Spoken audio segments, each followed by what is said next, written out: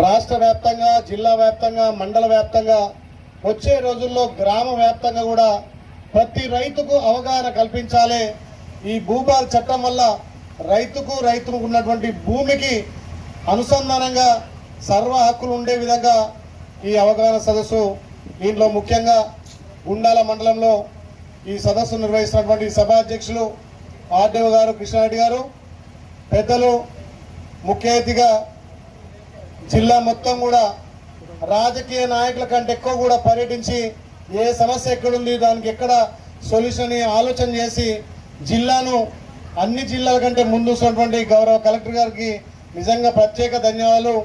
ఇంకో dynamic leader, రెవెన్యూలో పట్టున్నటువంటి వ్యక్తి జేసీ గారు, వీరారెడ్డి గారికి, అదేవిధంగా తహసీల్దార్ గారికి, రెవెన్యూ సిబ్బందికి, పెద్దలు, జిల్లా అధ్యక్షులు, మీ మండల వాసి, ఆయనకు కూడా భూ సమస్య ఉంది, అది కూడా వెళ్ళాక చెప్పుకుంటూ కృష్ణ మన అన్నం సంజన గారికి, అదేవిధంగా మాజీ ఎంపీపీ జాప కృష్ణన్న గారికి, మిత్రుడు బ్లాక్ అధ్యక్షులు గిరిగౌడ్ గారికి, లింగాల భిక్షమన్న గారికి, మండల పార్టీ అధ్యక్షుడు ఏలూరు రమణ గారికి, మాజీ ఎంపీపీ, సింగిల్ విండో డైరెక్టర్లకు, మార్కెట్ డైరెక్టర్లకు, నా రైతన్నలకు, ముఖ్యంగా ఈరోజు జరిగిందంతా ఇక్కడ 1000 మంది ఉంటే మరి మా ప్రెస్ మిత్రుల ద్వారా 1,00,000 మందికి తెలిసేట్టు రాసే మా మీడియా మిత్రులకు పేరు పేరున ధన్యవాదాలు.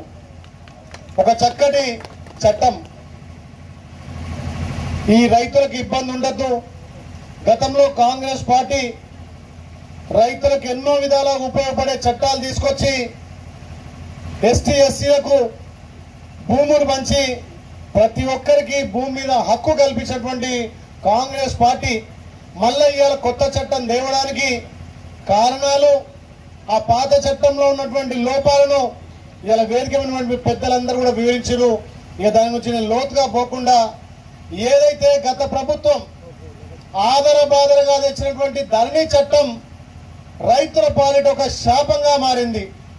అన్నదమ్ములు గుంటల కోసం కొట్టుకోవాల్సిన పరిస్థితి, గత తాత తండ్రుల నుంచి వచ్చేటువంటి భూములను కూడా మన పేరు మీద లేకుండా ఎవరి పేరు మీద ట్రాన్స్ఫర్ కావడం, మనం కొనుగోలు చేసి మనం కబ్జా మీద ఉన్న భూములకు కూడా మనకు హక్కు లేకుండా ఉండడం, వీటన్నిటిని ధరలో లోపాలు ఉన్నాయి. వీటిని గమనించేటువంటి ఏదైతే ఆ రోజు పిసిసి అధ్యక్షుడిగా గౌరవ ముఖ్యమంత్రి ఇప్పుడు రేవంత్ రెడ్డి గారు పాదయాత్ర చేసేటప్పుడు ఏ గ్రామం పోయినా రైతన్నలు మొరబెట్టుకురు, బిడ్డ మా భూములు మొత్తం మా పేరు మీద లేవు, మా భూ సమస్యలు ఉన్నాయి, మా భూములకు శాశ్వత పరిష్కారం కావాలని చెప్పి అప్పుడున్నటువంటి పిసిసి అధ్యక్షుడు ఇప్పుడు గౌరవ ముఖ్యమంత్రి రేవంత్ రెడ్డి గారు ఆ రోజు మాట ఇచ్చిండు. మీరందరూ ప్రజాపాలన ఈ ప్రభుత్వం తీసుకురండి, ఏదైతే రైతుకు శాపంగా ఉన్నటువంటి ఈ ధరణిని బంగాళాఖాతంలో కలిపి మీ అందరికీ రైతు చుట్టంగా ఉండే భూ భారత్ను తీసుకొస్తా చెప్పి ఆ రోజు మాట ఇచ్చి, ఏ రైతుకి ఇబ్బంది పడుతూ మంచి నిపుణులతోటి పెద్దలతోటి ఆలోచన చేసి ఈ 14-15 నెలలు ఏ రైతుకు ఇబ్బంది కావద్దని చెప్పి ఒక మంచి చట్టాన్ని తెచ్చి భూ భారత్ని ఈరోజు మనకందరికీ ఇంప్లిమెంట్ చేస్తుండు. మరి ఇంప్లిమెంట్ చేశాక దీని మీద ఎందుకు ఇవాళ మీటింగ్ అనుకోవచ్చు. దీని గురించి మీకు అవగాహన చేసి ఇంకా రైతులకు మేలైనటువంటి ఈ చట్టంలో ఉన్నటువంటి వివరాలన్నీ చెప్పి అవసరమైతే మీ ద్వారా కూడా కొన్ని సూచనలు చేసి అంచెలంచెలుగా ఈ చట్టాన్ని ముందుకు తీసుకుపోవాలని చెప్పి తెలంగాణ రాష్ట్ర వ్యాప్తంగా 4 దిక్కుల తూర్పున ఒక మండలం, పరమట ఒక మండలం, దక్షిణ ఒక మండలం, ఉత్తరం ఒక మండలం. గతంలో వాళ్ళు ధరణి తెచ్చి రాత్రి మనం రుద్దుతే ఇవన్నీ గొడవలు.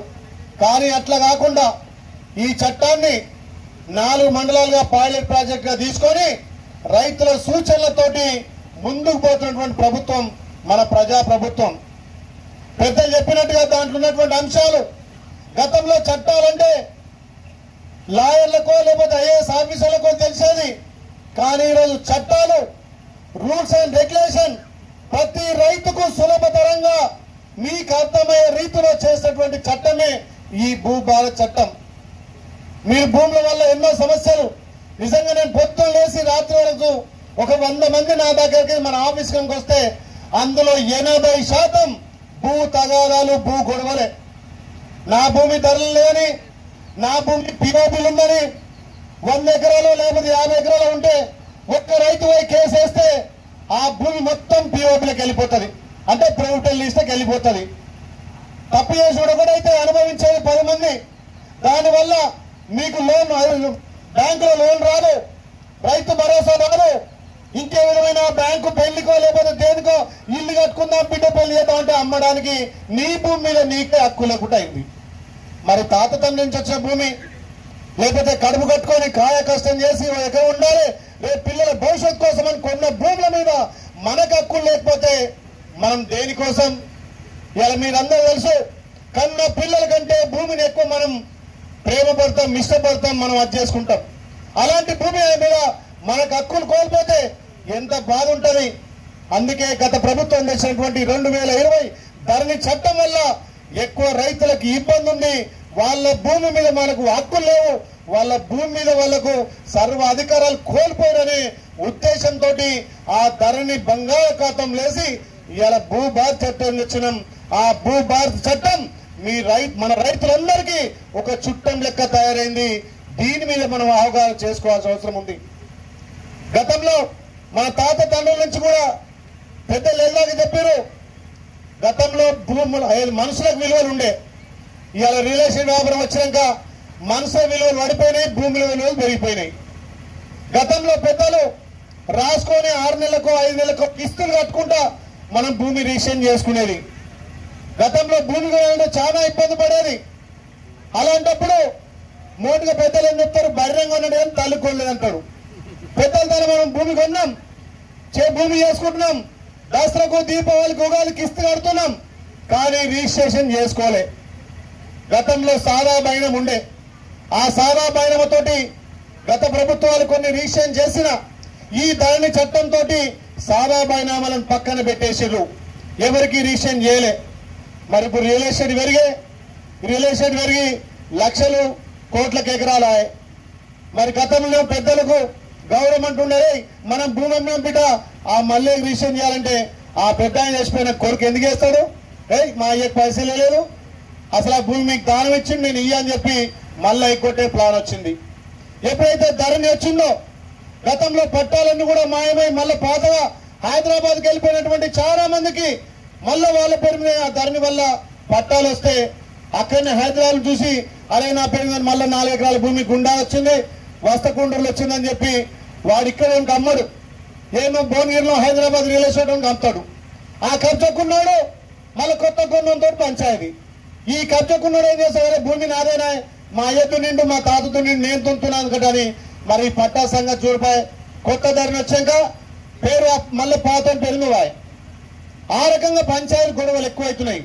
దానికి చర్మగీతం మాడాలి, ఆ ధరని తీసేయాలని చెప్పి ఒక మంచి ఉద్దేశంతో రైతును రాజు లెక్క చూడాలి.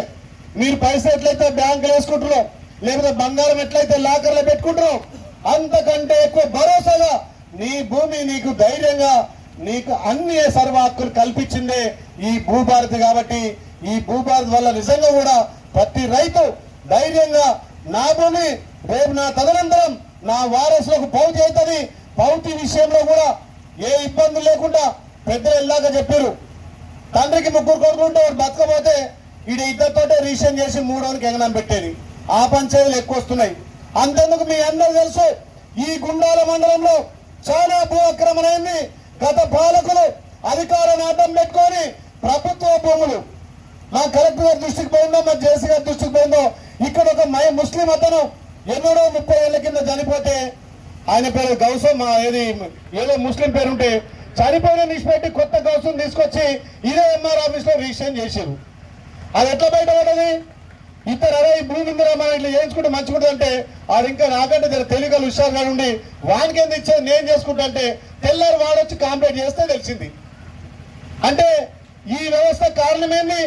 ధరణి తేవడం వల్ల ఏదైతే గతంలో మన కాంగ్రెస్ పార్టీ వీఆర్ వ్యవస్థ గ్రామంలో భూ సంరక్షణ కోసం లేకపోతే గ్రామంలో ట్రాన్సాక్షన్ భూమి అమ్మినా కొన్నా ఎవరైనా పుట్టినా లేకపోతే ఎవరైనా పోయినా ఊర్లోకి ఎవరైనా కొత్త వచ్చినా దాన్ని అందే ఎంట్రీ చేసేది ఒక గ్రామ పరిపాలన అధికారి ఉండేది. మరి వీఆర్ఓ తీసేసిండు. మరి ఎవడు దచ్చిండు ఎవడు బతికిండు? ఆ తండ్రికి 3 కొడుకులా 2 కొడుకులా ఎందరికి భౌతి ఇవ్వాలని చెప్పలే. మరి మొన్న భూమి చచ్చిపోయిన ముస్లిం ఎన్నడో 30 ఏళ్ళు చచ్చిపోతే ఇంకో ముస్లిం తీసుకొచ్చి ఆ రిజిస్ట్రేషన్ చేసి అది కూడా ఏడా తోట చేశారు. మరి గత పాలకుల పాపం అట్లుంది. దాని మీద మా పోలీసు ఇబ్బంది పెట్టినా ఇప్పటికైనా అట్లాంటి దోషులను శిక్షించాలి, సమాజాన్ని కాపాడాలి. ఆ ఒక్కటే కాదు, ప్రభుత్వ భూములు కబ్జా చేసిరు. మా గౌరవ కలెక్టర్ ఇప్పుడు చెప్పారు, ఇప్పుడున్నటువంటి భూభారత్ చట్టంలో ఎవరైతే ప్రభుత్వ భూములు కానీ, అసైన్ భూములు కానీ, భూదాన్ భూములు కానీ ఇంకే భూమి కబ్జా చేసినా సిసిఎల్ కి అధికారం ఇచ్చారు. ఒక్క పెన్ను కలంతో ఆ కబ్జాదారు నుంచి తీసి మళ్లీ ప్రభుత్వ ఖాతాలో పడే విధంగా ఇవాళ చట్టం తెచ్చినాం. మరి ధరలు ఏముండే, ఎవరి పేరుంటే వాడు ఇష్టం వచ్చాడు అమ్ముకోవచ్చు. ఆ ధరలు ఉంటే ఆన్లైన్ లో దరఖాస్తు చేస్తే ఎంఆర్కి ఏం చేస్తుంది, తెల్లారం వచ్చి రిజిస్ట్రేషన్ చేయాలి. రూలు ఎవరైతే ధరలు అప్లై చేసారో తప్పకుండా తెల్ల రిజిస్ట్రేషన్ చేయకపోతే ఎంఆర్ఓకు అదవుతుంది. మరి దాన్ని ఎప్పుడు ఎంక్వైరీ చేస్తాడు? నిజంగా రిజిస్ట్రేషన్ చేసుకున్నాడు అతనేనా, లేకపోతే ఆ భూమి ఏమైనా ఇబ్బంది ఉందా, లేకపోతే ఆ భూమికి ఏమైనా అన్నదమ్ముల మధ్య పంచాయతీ ఉందా, లేకపోతే ఆ తండ్రికి ఎంతమంది కొడుకున్నారు, ఒక్కనికే తీసేసి ఒక్కనికే పెడుతుండా. ఇవాళ రేపు ముసలికి ఇంత మందు వస్తారు, ఓ కడుపు పట్నం ఉంటే ఒక్క కొడుకు వచ్చి రిజిస్ట్రేషన్ చేసుకుంటుండు. అలాంటివన్నీ తీసేయాలి. భూమి తగాదు ఉండకూడదు. భూములకు తెలంగాణలో శాశ్వత పరిష్కారం, సమస్యలకు శాశ్వత పరిష్కారమే ఈ భూభారతి. కాబట్టి ఈ భూభారతి మన రైతన్నలందరూ కూడా చుట్టం లెక్క ఉండాలని చెప్పి చాలా మంచి ఉద్దేశంతో మన భూములకు మన హక్కులు కల్పించారు. మీరు ఆలోచన చేయండి, చట్టాలు చూడండి. ఇప్పుడు గౌరవ కలెక్టర్ గారు 1940 గౌరవ జేసీ గారు 46 నుంచి చెప్పిండు. ఏదైతే 1975 శ్రీమతి ఇందిరాగాంధీ గారు పేదల కోసం, ఎస్టీ ఎస్సీ మైనార్టీల కోసం ఎన్నో భూదానాలు చేసి ఆ రోజు ఉన్నటువంటి టెనెన్సీ కూడా 13B సర్టిఫికేట్ 38E ద్వారా ఇలా మొటేషన్ చేసే పద్ధతి ఉంది. మళ్ళీ ఇప్పుడు భూభారతిలో అలాంటి వాటి కూడా వెసులుబాటు కలిగించింది. ఏదైతే 2020లో ధరలలో ఉన్నటువంటి తప్పులను మొత్తం బంగాళాఖాతం లేసి మళ్ళీ సాదా బైనామాలు గతంలో దరఖాస్తు చేసుకున్న వాళ్ళందరూ కూడా సాదా బైనామాలతోటి ఇవాళ వాళ్ళకు పట్టా కల్పించే సౌకర్యం ఇవాళ మన ప్రభుత్వం కల్పిస్తుంది. మీరు ఒకసారి ఆలోచన చేయాలి. కాంగ్రెస్ పార్టీ ఎప్పుడు కూడా రైతుల పక్షపాతి, రైతుల అభివృద్ధి కోసం, రైతుల హక్కుల కోసం ఇవాళ మన కాంగ్రెస్ పార్టీ ప్రజాపాలన మీరు అందించిన దీవెనతోటి గౌరవ ముఖ్యమంత్రి ఇవాళ పాలన చేసి ఇంకా ఈ ధరని తీసేసిన తర్వాత భూభారత్ కూడా ఏ రకంగా మీకు ఇంకా వెసులుబాటు ఉండాలి, సులభతరంగా ప్రతి రైతుకు అర్థం కావాలని చెప్పి ఇవాళ తెలియజేసిందే భూభారత్. కాబట్టి గతంలో ఏదైనా చిన్న మిస్టేక్ ఉంటే ఆన్లైన్లో అప్లై చేస్తారు. 10